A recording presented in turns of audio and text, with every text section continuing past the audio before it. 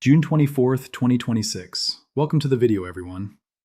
Imagine you are standing on the deck of an oil tanker in the dead of night, somewhere in the narrowest stretch of water on Earth, and you have absolutely no idea that 4 drones launched from the Iranian coastline less than 20 minutes ago are already being tracked, targeted, and eliminated before they have traveled far enough to even see your ship on the horizon. You never feel the threat. You never hear the intercept. You just keep moving through the darkness, completely unaware that a defensive architecture built across decades of military engineering just saved your vessel, your cargo, and potentially the entire global oil market from a single night of chaos. That is what is happening in the Strait of Hormuz right now, and once you understand how it actually works, the headlines about this conflict will never read the same way again. This is not a story about luck. It is not a story about superior numbers or overwhelming force in the traditional sense. It is a story about a system, a layered, interlocking, continuously learning defensive architecture that has been battle-tested for over 100 days against exactly the threats it was designed to destroy. And what that system is revealing about the real trajectory of this conflict is something that state television victory announcements and diplomatic press releases will never honestly tell you. Let us go back to the night that made all of this undeniable. June 6th, 2026.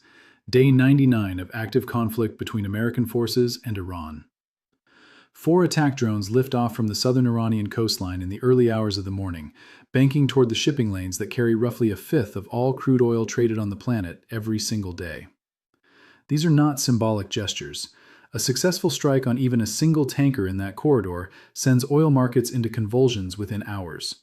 Multiple hits and the economic shockwaves reach grocery stores and fuel stations across the globe before the fires are even extinguished.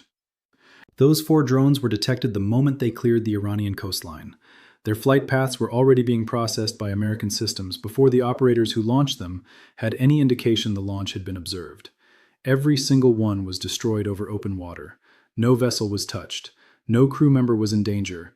No interceptor was wasted on a target that could be handled more efficiently. And what happened in the hours immediately after that interception is the part of the story that reveals the actual architecture underneath this conflict. American aircraft and a new generation of low-cost attack systems crossed the Iranian coastline and dismantled the radar and communications infrastructure on 3 separate islands in a single operational sequence. Surveillance stations on Keshem, radar nodes on Hormuz, communications towers on Syria.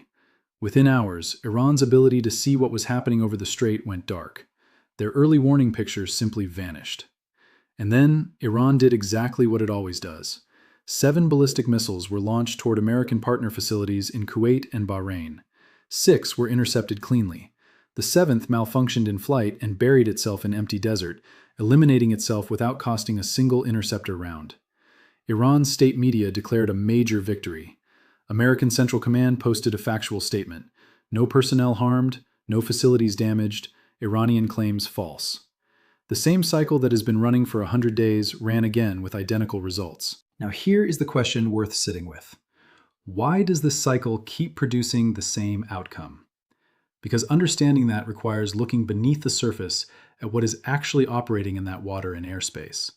This is not one system. It is 5 interlocking layers, and each one feeds directly into the next. The first layer is awareness, and it is total.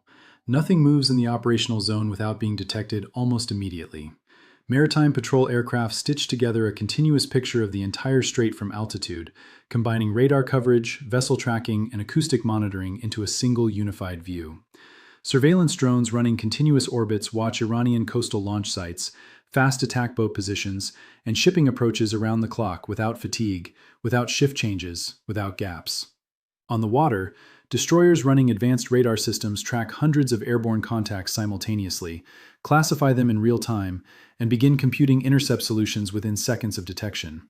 And above all of it, orbital systems monitor Iranian launch infrastructure from space, watching for the earliest indicators of missile preparation before anything has left the ground. By the time an Iranian drone crosses the coastline and enters open airspace over the strait, its position is already on every American screen in the theater. The targeting solution is already being refined. The intercept assignment is already being made. The gap between detection and response is narrower than most people realize, and that gap has been shrinking continuously as the system learns from each engagement. Here's where it gets genuinely interesting. When a drone crosses the beach and its launch coordinates are resolved by overhead surveillance, It does not just reveal itself, it reveals everything around it. Drones of this type do not launch in isolation. They stage in clusters at coastal positions, where 10 to 20 units may be grouped together with supporting infrastructure.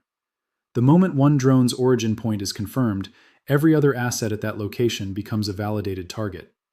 Iran's attempt to project threat becomes an intelligence gift. The second layer is where America turns the airspace itself into an entirely controlled environment.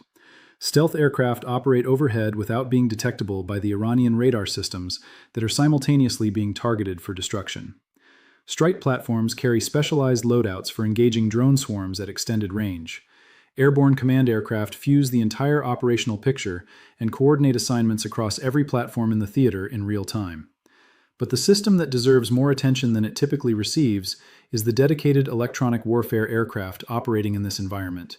Its purpose is singular: find every Iranian radar emitting a signal, saturate it with electromagnetic interference so powerful that every screen in the engagement zone goes completely blank, and then guide weapons that ride the radar beam itself back to the source. The radar trying to detect incoming aircraft becomes the signal that guides the weapon that destroys it. When this platform enters the operational area, Iranian coordination does not degrade. It disappears. The communication links, the radar coverage, the command nodes that tie a coherent attack together, all of it collapses simultaneously. And into that darkness, the strike systems arrive. The third layer solved a problem that had genuinely worried American military planners for years: the cost problem. For a period, the most uncomfortable calculation in American air defense was straightforward and alarming. A drone costing tens of thousands of dollars being intercepted by a missile costing millions. At the scale Iran operates, that math becomes catastrophic over time. Flood the zone with enough cheap drones, and you drain expensive interceptor inventories faster than industrial production can replace them. That calculation is now functionally dead. Laser-guided rockets costing roughly $35,000 per round can be carried in large numbers on a single-strike aircraft, and they are more than adequate against the slow, low-flying endurance drones that form the bulk of Iranian swarm attacks. The cost exchange has moved from wildly unfavorable to roughly neutral or better. The asymmetric advantage Iran was counting on has been neutralized by a weapon that costs less than many luxury vehicles. For anything that survives the initial intercept layer, close-in defense systems provide a final barrier. A radar-directed Gatling gun, capable of firing thousands of rounds per minute, can engage any incoming threat that reaches the ship's immediate defensive perimeter. And now, directed energy systems are entering operational service, using the ship's own electrical power to engage aerial threats at a marginal cost per shot that approaches zero. No magazine to exhaust, no resupply required.